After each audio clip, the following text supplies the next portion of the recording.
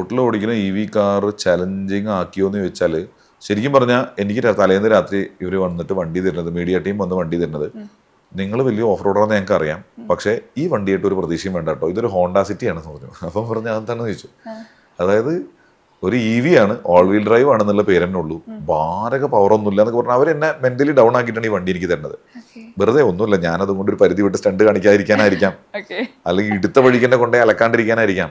അവർ പറയുന്നത് നമുക്ക് 3 വണ്ടിയാണ് ആകെ ഉള്ളത്, ഈ വണ്ടി നശിപ്പിക്കാതെ വേണം ഷൂട്ട് ചെയ്യാൻ, നമ്മളൊക്കെ ഇങ്ങനെ ഇത്രയും വലിയൊരു ക്രൂ ഇതിന്റെ പുറകെ ഉണ്ട്. പക്ഷെ അവര് ഈ കാര്യങ്ങളൊന്നും പറയുന്നില്ല. അവർ പറഞ്ഞു ഭയങ്കര എക്സ്പെക്ടേഷൻ ഒന്നും ഈ വണ്ടിയുടെ പുറത്ത് വേണ്ട എന്ന് പറഞ്ഞു. അപ്പൊ അവർക്കും ഈ വണ്ടി കിട്ടിയിട്ട് അവർ അങ്ങനെ ഓടിച്ച് നോക്കിയിട്ടില്ല. അവർക്ക് ഇതിന്റെ മോഡുകളൊന്നും സെലക്ട് ചെയ്യാൻ ഒരാളും പറഞ്ഞു കൊടുത്തിട്ടില്ല. അവർ ഓടിച്ചപ്പോൾ അവർ സാധാരണ ഒരു EV ഓടിക്കുന്ന ഫീൽ അവർക്ക് കിട്ടിയിട്ടുണ്ടാവുള്ളൂ, അല്ലെങ്കിൽ എവിടെയെങ്കിലും അടി തട്ടിയിട്ടുണ്ടാവും. അവർ ഓഫ് റോഡറാന്ന് പ്രതീക്ഷിച്ച് ഓടിച്ചിട്ട് അടി തട്ടിയിട്ടുണ്ടാവാം.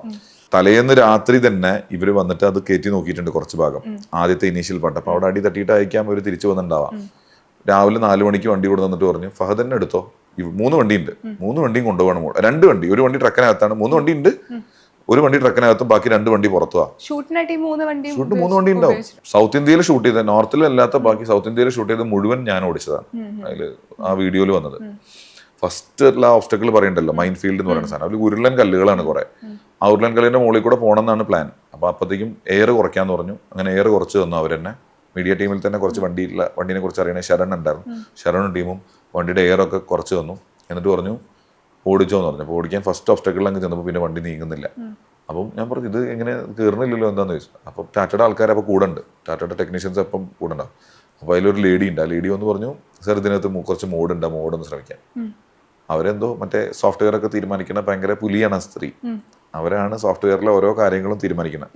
അതായത് ഈ ഒരു 5-6 ആണുങ്ങളുണ്ട്, ഇവരെ കൊണ്ടാണ് അവർ ചെയ്യിക്കുന്നത്. അവർ തീരുമാനിക്കും ഇന്ന സാധനങ്ങൾ വേണം എന്ന് പറഞ്ഞ് ഇവർ ചെയ്യും. മോഡ് മാറ്റിയിടാൻ പറഞ്ഞു. മോഡ് മാറ്റിയിട്ട് വെറുതെ ത്രോട്ടിൽ കൊടുത്ത് വണ്ടി അതിന് മുകളിൽ കൂടെ പോകാൻ തുടങ്ങി. അത് നല്ല രസത്തിൽ അത് കവർ ചെയ്തു. എന്നിട്ട് 2ാമത്തെ ഒബ്സ്റ്റക്കിൾ കയറി. അത് കഴിഞ്ഞാൽ 3rd ഒബ്സ്റ്റക്കിളിലേക്ക് പോകണം. 3rd ഒബ്സ്റ്റക്കിളിലേക്ക് അന്ന് ഞങ്ങൾ നടന്ന് കണ്ടുള്ളൂ, വണ്ടി ഓടിച്ചിട്ടില്ല. സെക്കൻഡ് ഡേ ആണ് ഞങ്ങൾ.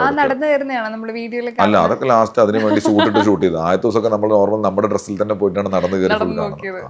ഷൂട്ടിൽ അവരെന്നോട് ചോദിച്ചു, അവരെന്നോട് പറഞ്ഞു ഇനി നിങ്ങളുടെ കുറച്ച് ഷൂട്ട് വേണം. അപ്പോൾ ഞാൻ അതുവരെ എൻ്റെ ഷൂട്ട്, അപ്പോൾ ഞാൻ പറഞ്ഞു ഞാൻ നോർമലി എൻ്റെ ട്രാക്ക് ഇൻസ്പെക്ട് ചെയ്യാൻ പോകുന്ന ഒരു ലൈൻ ഉണ്ട്. ഞാൻ ആ ലൈനിൽ ഞാൻ ഇങ്ങനെ ട്രാക്കിലും എൻ്റെ വീല് റൈറ്റ് വീൽ ഇവിടെ വേണം, ലെഫ്റ്റ് വീൽ ഇവിടെ വേണം എന്ന് എൻ്റെ കൈ കൊണ്ട് ഇങ്ങനെ ആലോചിച്ച് നടന്നു പോകും. എന്നിട്ടാണ് ഞാൻ ട്രാക്കിൽ കോമ്പറ്റീഷൻ ഓടിക്കുള്ളൂ.